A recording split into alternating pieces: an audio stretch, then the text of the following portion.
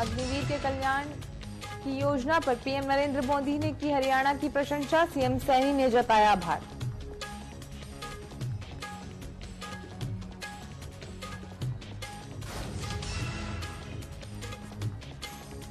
पंजाब के सीएम भगवत मान हरियाणा में गरजे। कहा, हरियाणा में होता है हर बार पेपर लीक।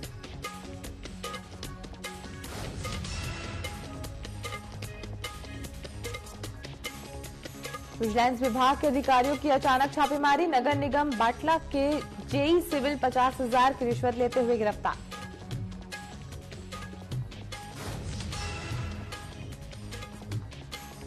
एनएचएम कर्मचारी की हड़ताल से कई सेवाएं प्रभावित। कर्मचारियों ने की सरकार के खिलाफ नारेबाजी।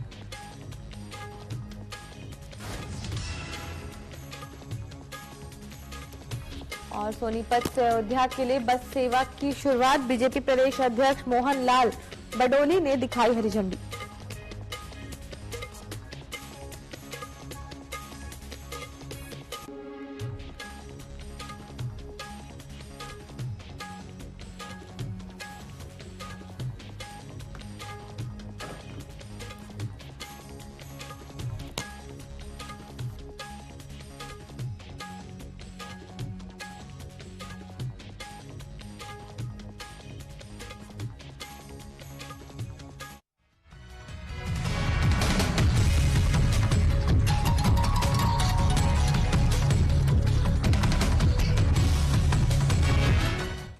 नमस्कार, न्यूज अपडेट में आप सभी का स्वागत है। मैं हूं आपके साथ मधु। चलिए सीधा रुख करते हैं खबरों का, जहां हरियाणा के सीएम नायब सिंह सैनी ने ओलंपिक्स में भाग लेने वाले सभी भारतीय खिलाड़ियों को ढेरों शुभकामनाएं दी। साथ ही उन्होंने खिलाड़ियों के लिए संदेश दिया और कहा कि हमारे भारतीय खिलाड़ी खेल में सबसे बड़े मंच पर देश का प्रतिनिधित्व कर रहे हैं। पेरिस 2024 में अपना सर्वश्रेष्ठ प्रदर्शन कर देश और प्रदेश का नाम रोशन करें। वहीं उन्होंने आगे कहा कि ओलंपिक्स में जा रहे 25 खिलाड़ी भी पदक तालिका में अपना महत्वपूर्ण योगदान दें।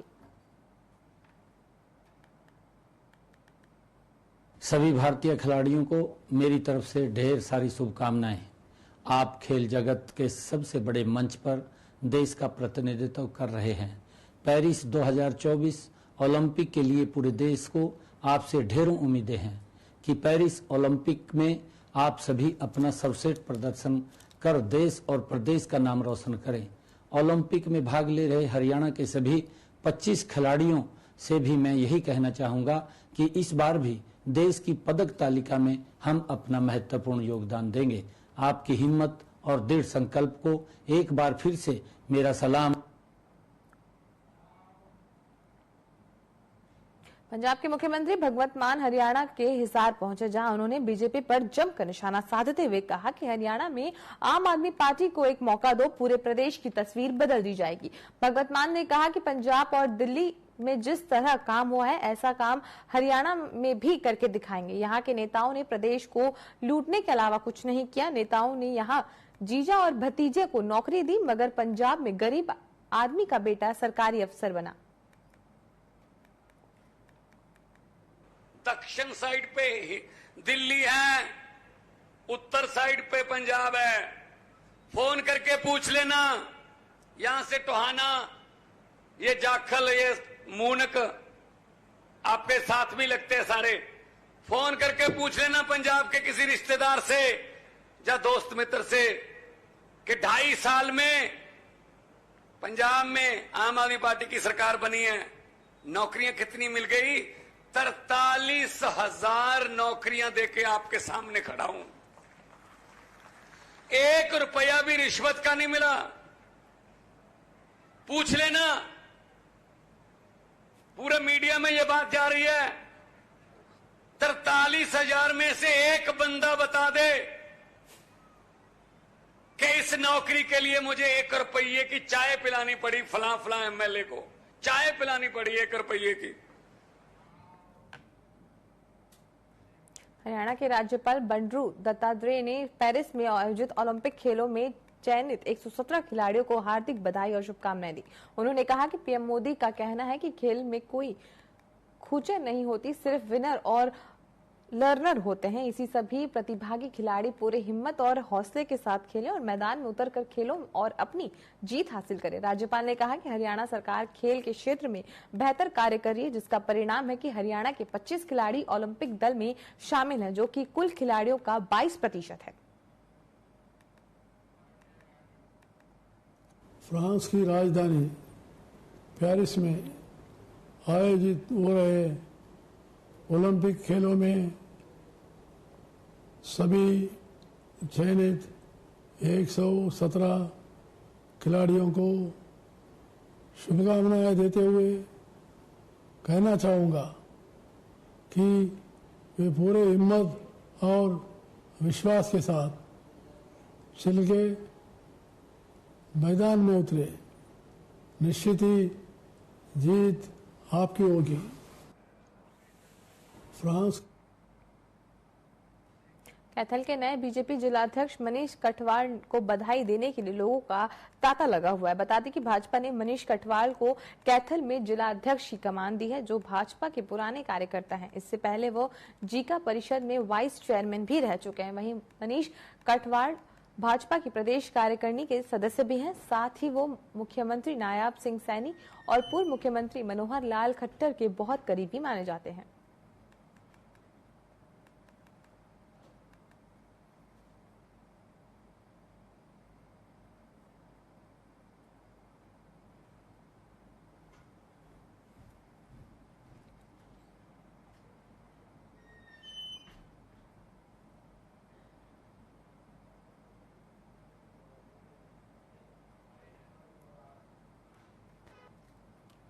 देखिए, सबसे पहले तो मेरे जैसे एक छोटे से और सामान्य से कार्यकर्ता को भारतीय जनता पार्टी ने इस प्रकार की जिम्मेवारी दी है, तो इस बड़ी जिम्मेदारी के लिए मैं हमारे राष्ट्रीय अध्यक्ष आदरणीय जगत प्रकाश नड्डा जी का, हमारे लोकप्रिय मुख्यमंत्री पूर्व मुख्यमंत्री श्री मनोहर लाल जी का और हमारे लोकप्रिय मुख्यमंत्री श्री नायब सिंह सैनी जी का, हमारे प्रदेश अध्यक्ष आदरणीय मोहन बडोली जी का, हमारे संगठन महामंत्री आदरणीय फणींद्र नाथ शर्मा जी का और हमारे तीनों महामंत्री बहन अर्चना गुप्ता जी, कृष्ण बेदी जी, भाई सुरेंद्र पुनिया जी का और मेरे बड़े भाई और मेरे मार्गदर्शक भाई अशोक गुज्जर जी का और भारतीय जनता पार्टी के शीर्ष नेतृत्व का धन्यवाद करता हूं कि मेरे जैसे एक सामान्य से कार्यकर्ता को इस प्रकार की जिम्मेवारी संगठन ने देने का काम किया।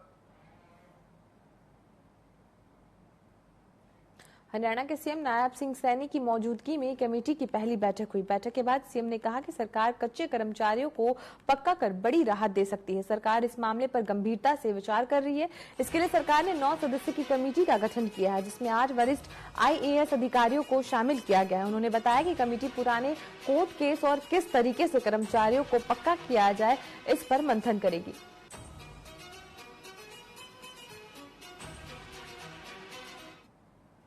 हरियाणा के मुख्यमंत्री नायाब सिंह सैनी ने प्रेस वार्ता करते हुए प्रधानमंत्री नरेंद्र मोदी की अग्निवीर योजना की प्रशंसा की। साथ ही कहा कि प्रधानमंत्री के मिशन को रुकने नहीं देंगे। प्रधानमंत्री का जो विजन है उसे हरियाणा मजबूती से आगे बढ़ाएगा। वहीं उन्होंने प्रधानमंत्री का आभार जताते हुए कहा कि अग्निवीरों के लिए क्रियान्वित योजनाओं की जानकारी दी।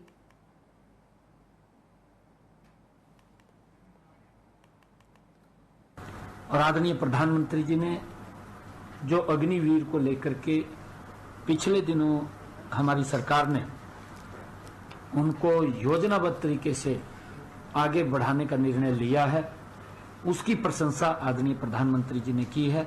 मैं दिल से आदरणीय प्रधानमंत्री जी का जो उनका एक विजन है, जो उनकी परिकल्पना है, आदरणीय प्रधानमंत्री जी की जो परिकल्पना है, उस परिकल्पना को हम मजबूती से आगे बढ़ाने का काम कर रहे हैं। आज आदरणीय प्रधानमंत्री जी ने उसकी पूरी प्रशंसा वो की है कि हरियाणा ने जो हमारे अग्निवीर हैं उनको किस तरीके से रिजेस्ट किया जाए, किस तरीके से उनको आगे बढ़ाया जाए, उसके लिए आज आदरणीय प्रधानमंत्री जी ने हरियाणा को अप्रिशिएट किया है। नूंह जिले के लघु सचिवालय में सम्मान समारोह का आयोजन किया गया, जहां ब्रजमंडल जलाभिषेक यात्रा का सफल आयोजन में उपायुक्त धीरेन्द्र खडगाड़ा ने SP विजय प्रताप सिंह का पगड़ी बांध और पटका पहनाकर उनका स्वागत किया। वहीं उन्होंने धन्यवाद व्यक्त करते हुए कहा कि जिले के सभी समुदायों के लोगों ने आगे बढ़कर यात्रा का फूलों से स्वागत किया।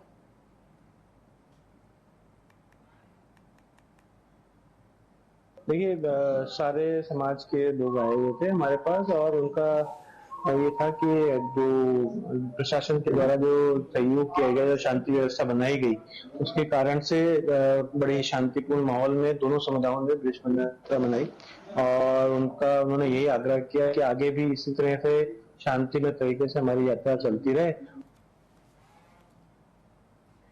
अमृतसर के गवाल मंडी इलाके से दीवार गिरने से 5 गाड़ियों को नुकसान का मामला सामने आया, जहां दीवार के किनारे खड़ी 4 से 5 गाड़ियों को भारी नुकसान पहुंचा। मामले की सूचना मिलते ही निगम अधिकारी मौके पर पहुंचे। वहीं सूत्रों से पता चला है कि जो बिल्डिंग की दीवार गिरी है वो पहले पूरी तरह से कच्ची थी और उसे पीछे बिल्डिंग मालिक अवैध बिल्डिंग तैयार कर रहा था, जिस पर उन्होंने वहां मलबा फेंकने के साथ ही मिट्टी की दीवार गिरा दी।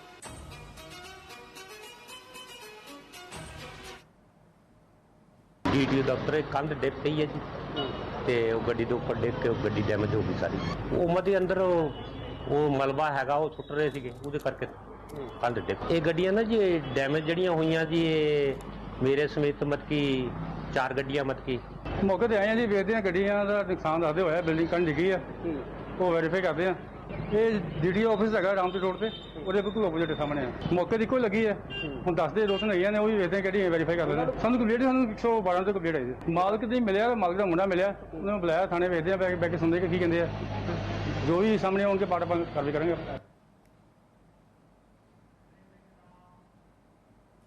यहाँ रुकते एक छोटे से ब्रेक के लिए, जल्द हाजिर होंगे।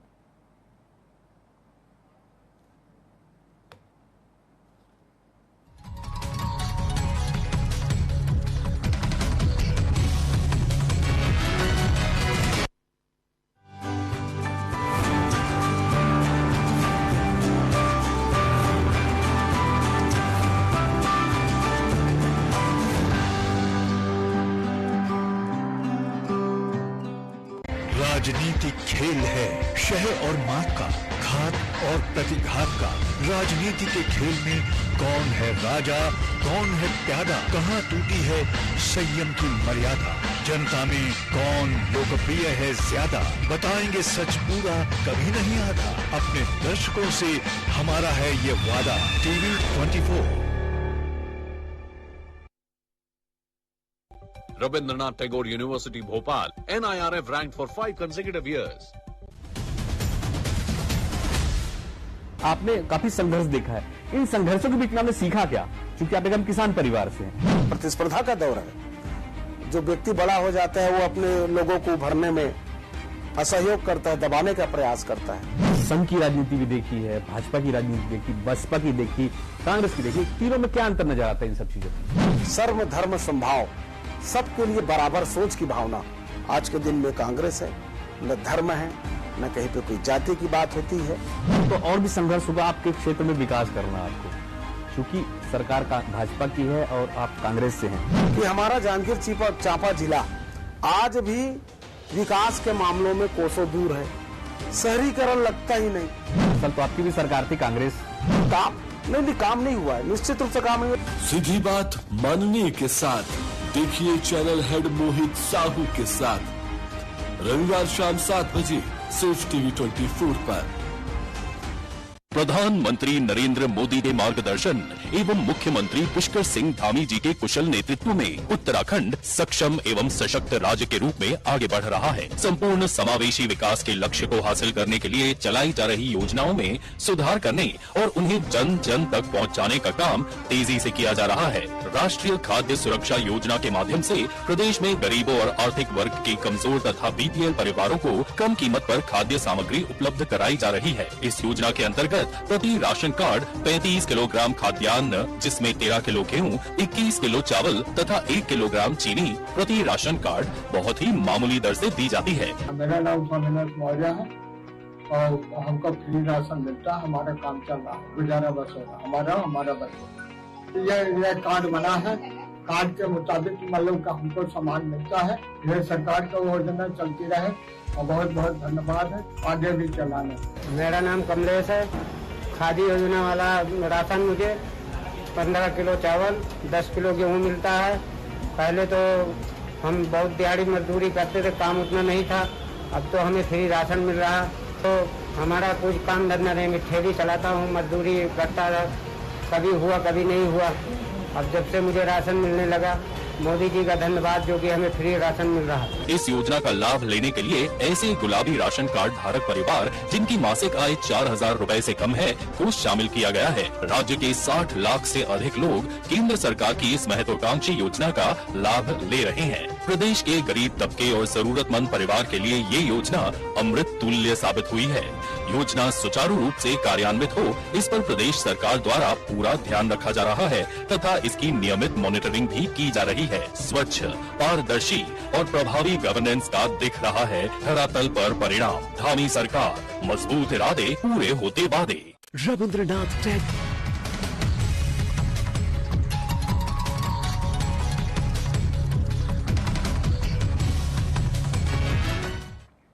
ब्रेक के बाद आप सभी का फिर से स्वागत है। बढ़ते हैं खबरों की ओर, जहां राज्यसभा सांसद कृष्णपाल परमार कैथल के भाजपा जिला कार्यालय पहुंचे, जहां उन्होंने वित्त मंत्री निर्मला सीतारमण के लिए बोला कि वो देश की पहली महिला हैं जिन्होंने 7 बार बजट पेश किया। वहीं उन्होंने लॉ एंड ऑर्डर को लेकर कहा कि नायब सैनी सरकार में बदमाश हरियाणा छोड़कर चले गए हैं। वहीं विनोद भयाना को लेकर जल्द कार्रवाई की बात कही। हमारी फाइनेंस मिनिस्टर ने 7 बार लगातार बजट पेश किए हैं। ये हिंदुस्तान का रिकॉर्ड है। 2024 का केंद्रीय बजट पेश किया गया। इस बजट में जो हमारी 2024 के लिए जो उधारियों को छोड़कर कुल प्राप्तियां तथा कुल व्यय क्रमशः 32.7 लाख करोड़ और 48.21 लाख करोड़ अनुमानित है। निवल एवं प्राप्तियां 25.83 लाख करोड़ अनुमानित हैं। राज्य की जो घाटा जो जीडीपी का है वो 4.9% रहने का अनुमान है। हरियाणा सरकार ने श्री राम मंदिर अयोध्या के दर्शन करने वाले श्रद्धालुओं के लिए बस सेवा की शुरुआत की है। इसी कड़ी में सेनापति बस स्टैंड में 47 श्रद्धालुओं की एक बस को भाजपा प्रदेश अध्यक्ष मोहन लाल बड़ोली ने हरी झंडी दिखाकर रवाना किया। इस दौरान उन्होंने कांग्रेस के नेताओं पर ईडी की कार्यवाही पर बोलते हुए कहा कि जब भी विपक्षी दल के नेताओं पर कोई जांच एजेंसी इस तरह की कार्यवाही करती है तो वो सरकार पर आरोप लगाते हैं। वहीं डॉक्टरों की मांग और एनएचएम कर्मचारियों की हड़ताल पर भी उन्होंने बयान दिया। पूरे हरियाणा प्रदेश के 22 के 22 जिलों की योजना है और सभी हमारे जो रोडवेज के डिपो हैं वहाँ से वोल्वो बसें इसी प्रकार से जाएंगी और बहुत अच्छी योजना मुख्यमंत्री तीर्थ दर्शन योजना गरीब आदमी को, कमजोर आदमी को इसका लाभ मिले और अपने जीवन में वो ऐसे ही तीर्थ यात्रा करते रहें। इसके लिए मैं आज सभी तीर्थ यात्रियों को बहुत बहुत बधाई और शुभकामनाएं देता हूं। पेरिस ओलंपिक गेम्स का आगाज हो गया है और आज भारत बनाम न्यूजीलैंड के बीच पहला हॉकी मैच खेला जाएगा। इसे लेकर पूर्व ओलंपिक हॉकी खिलाड़ी प्रगट सिंह ने भारत टीम को आगे से बेहतर बताया और वहीं हॉकी खिलाड़ियों के पारिवारिक सदस्यों ने टीम के अच्छे खेल को लेकर प्रतिक्रिया दी। हॉकी खिलाड़ियों के परिवार के सदस्यों ने कहा कि इस बार भारतीय हॉकी टीम स्वर्ण पदक जीतेगी और टीम के अच्छे खेल प्रदर्शन की कामना की है। आज जो मैच होने जा रहा है वो बच्चों ने बहुत मेहनत की है। उम्मीद है कि पहला मैच जीत के ही आएंगे। इन्होंने मेहनत बहुत की है। उम्मीद है कि ये मैच जीत कर ही आएंगे। उम्मीद तो पूरी है कि इस बार गोल्ड लेके आएंगे। रात को 9 बजे मैच स्टार्ट हो रहा है और इंडिया की पूरी उम्मीद है इंडिया अच्छे गोल से जीतेगी और ओलंपिक में अपना जो कद ऊंचा करेगी। नहीं, बच्चों ने ये कहा भी टीम कोई भी हो हमने 100% देना है और हमने इस बार गोल्ड मेडल लेकर आना है। हाँ, बच्चे यही कह रहे हैं, सभी ने यही कहा जो अपने पंजाब के सब टीम सबसे बात ये बोलते हैं हम लोग इस बार। यमुनानगर के जगाधरी में कारगिल विजय दिवस पर तिरंगा मशाल पद यात्रा निकाली गई। इसमें शहीदों को याद करते हुए सभी ने भारत माता की जय के उद्घोष लगाए। वहीं कृषि मंत्री ने कहा कि वीर शहीदों के बलिदान से हमने कारगिल जीता और पूरी दुनिया में हमारे देश का नाम और सम्मान बढ़ा। उन शहीदों का नमन करता हूं। लोगों की वजह से हमने कारगिल जीता और पूरी दुनिया में सम्मान बढ़ा।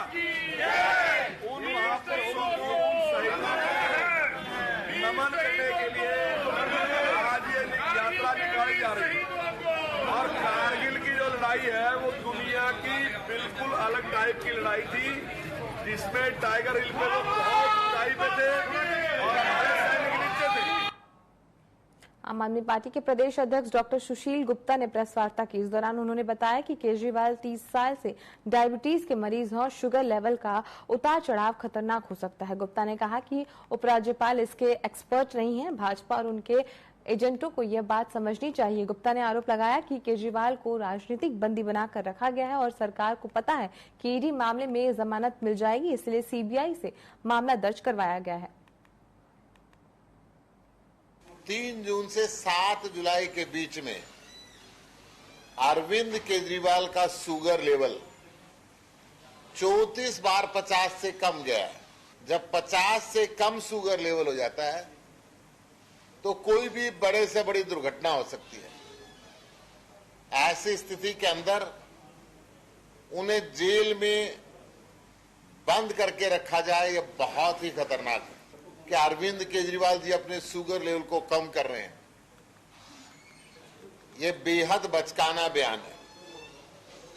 अगर भाजपा और भाजपा के एजेंट्स के बात समझ में नहीं आती है तो किसी पढ़े लिखे व्यक्ति से समझ ले। केजरीवाल एक राजनीतिक बंदी बना के रखा हुआ है। तानाशाह ऐसा करते ही रहते हैं। इतिहास में भी ये सब होता। करनाल के गांव चंद्रवा में एक युवक का शव उसके घर के पास खाली प्लॉट में मिला है। वहीं दूसरे युवक का शव जंगल में बरामद हुआ है। वहीं जहां मृतकों के परिजनों ने हत्या की आशंका जताई है, मौके पर पुलिस ने शवों को कब्जे में लेकर पोस्टमार्टम के लिए भेज दिया। मामले की जांच की जा रही है।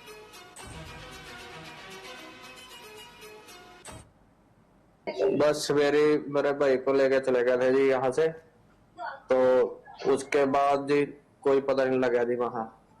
फिर उसके बाद जी हमारे घर लगाई आई जी एक मोटरसाइकिल की चाबी देर मारी, कह रही है तारी मोटरसाइकिल की चाबी आ जी।